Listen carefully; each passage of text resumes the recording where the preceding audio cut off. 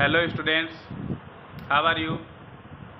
उम्मीद करता आप लोग अच्छे होंगे और घर पे पढ़ाई कर रहे होंगे। ओके, तो ये क्लास 7 के चैप्टर नंबर 1 का पार्ट 3 है। पार्ट 2 ऑलरेडी अपलोड हो चुका है, आप लोग उसे भी जाकर देख सकते हैं। Okay, start. Some people as a place where Hindus live, but today many people take an exception to the word and want to refer to its India only। कल से हम लोग स्टार्ट कर रहे हैं, कल से कंटिन्यू कर रहे हैं। तो आप लोगों ने देखा था पहले हिंदुस्तान को समझा जाता था as a place where Hindus live, ऐसा स्थान जहाँ पर हिंदू रहते हैं। But today many people take an exception to the word and want to refer it as India only. लेकिन कई लोगों ने इसे अपवाद माना और आज इस शब्द को सिर्फ इंडिया समझा जाता है, माना जाता है, यानी ये सिर्फ इंडिया का एक नाम है। Hence, terms that are used in different context at different time take into account the cultural, social and political condition। जो शब्द पहले दूसरे संदर्भ में प्रयोग होते थे, समय के साथ इनका जो महत्व है कल्चरल, सोशल और पॉलिटिकल कंडीशन, स्थितियों के द्वारा बदला गया। Thom manuscript provide a lot of useful information to historians, yet the fast pace of development during the period make their job quite tough। हालांकि जो मनुस्क्रिप्ट है, हस्तलिपि है, उसे इतिहासकार काफ़ी महत्वपूर्ण स्रोत मानते हैं हिस्ट्री का, लेकिन समय के साथ इनको लिखने वाले का जॉब टफ होता चला गया, क्योंकि प्रिंटिंग का आविष्कार था नहीं, हाथ से लिखना पड़ता था, जो कि काफ़ी टफ जॉब था। The fast movement of people in search of opportunities resulted in exchange and idea regarding agriculture, weaving, food, etc।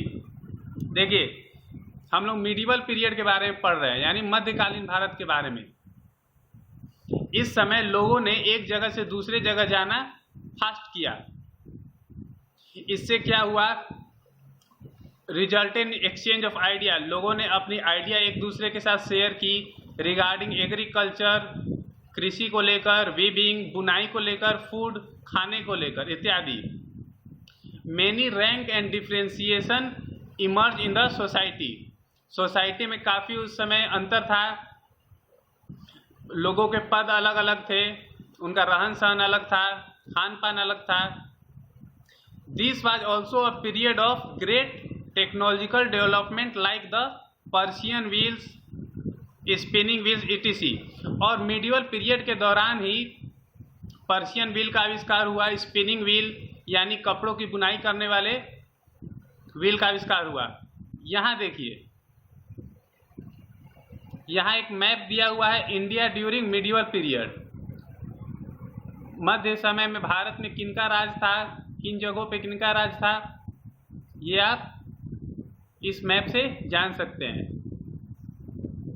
Chandel, Parmars, पालास, चोलास, चेरास, राष्ट्रकूटास, सबका यहाँ दिया हुआ है, आप इसे ध्यान से स्टडी करेंगे। Okay, next, excavation of medieval period. Excavation means होता है खुदाई, जो हमारे आर्कियोलॉजिस्ट ने खुदाई करके टाउन, सराय, village along with painting, monuments, sculpture, coins, inscription, etc। जो खुदाई करके जो सामान प्राप्त हुए, साथ ही साथ उस समय के पेंटिंग्स, मोन्यूमेंट्स यानी भवन, स्कल्पचर, मूर्तियाँ, कोइंस, सिक्के, इंस्क्रिप्शन, शिलालेख इत्यादि also give us lot of information about the different aspect of the society and culture। ये भी हमें उस समय के सामाजिक और पारंपरिक तरीके को बताती है, अलग अलग पारंपरिक तरीके को बताती है। Influence of geography on history. देखिए, इतिहास में भूगोल का क्या प्रभाव पड़ा, इसके बारे में हम लोग पढ़ेंगे। एक country geography, mountain, reverse, forest influence इस हिस्ट्री। तो आप लोगों को मालूम है, ज्योग्राफी में पहाड़ आते हैं, नदियाँ आती है, जंगल आते हैं, ये किसी देश के हिस्ट्री को प्रभावित करते हैं। We can not understand the history of any country without knowing its geography. देखिए, हम किसी भी देश के इतिहास को उसके भूगोल के बिना उसके भूगोल के जाने नहीं प्राप्त कर सकते, नहीं ज्ञात कर सकते। India comprise of 5 broad geographical division. भारत को 5 भौगोलिक क्षेत्रों में बांटा गया है, मुख्य रूप से the Himalaya, the Indo Gangetic plane,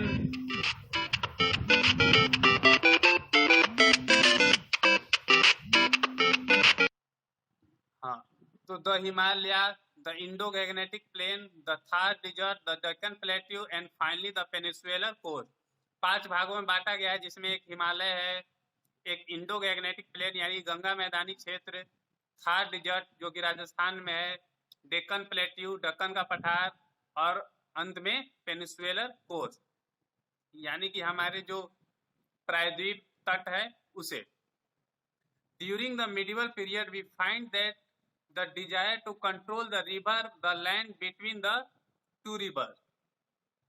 और इस समय के दौरान हमें इच्छा थी कि हम रिवर को कंट्रोल करें, उसके बीच में जो भूमि है, जो लैंड है, उसे कंट्रोल करें। Such as a Ganga and Yamuna और the Godavari and the Tungabhadra led to many wars between various power. और इसी कारण गंगा यमुना के क्षेत्र में और गोदावरी और तुंगभद्रा के क्षेत्र में काफी सारे युद्ध हुए अनेक शक्तियों में। The discovery of gold and diamond led to a tussle in the Golconda region which produce an amazing collection of huge diamond. देखिए, गोलकोंडा रीजन में भी कई सारे संघर्ष हुए, टसल यानी संघर्ष हुए। क्यों? क्योंकि गोलकोंडा के क्षेत्र में produce an amazing collection of huge diamond.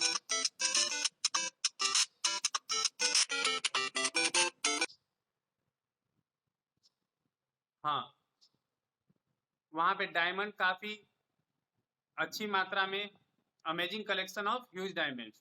The control of both the coast led the development of better shipping. और तट के इलाके पे कंट्रोल करने से क्या हुआ? शिपिंग का विकास हुआ। शिपिंग मीन्स सामान का आदान प्रदान, इंपोर्ट एक्सपोर्ट बोल सकते हैं इसे। Port such as Surat, Cambay, Goa, Cochin and Masulipatnam attracted thousand of traders including the European. और सूरत के, काम्बे, गोवा, कोचीन, मसूलीपट्टनम के जो तट थे, जो बंदरगाह थे, उन्होंने हजारों व्यापारियों को अपनी तरफ आकर्षित किया, जिसमें यूरोपियन भी थे। आप लोगों को मालूम है, अंग्रेज आए थे वो यूरोपियन ही थे। Many ports were developed on the 2 coast to trade either with South east Asia and West Asia.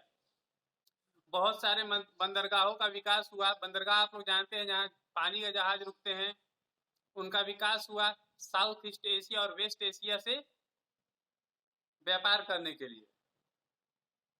The Vindhya and the Satpura mountain. चलिए, आज के लिए इतना ही करते हैं।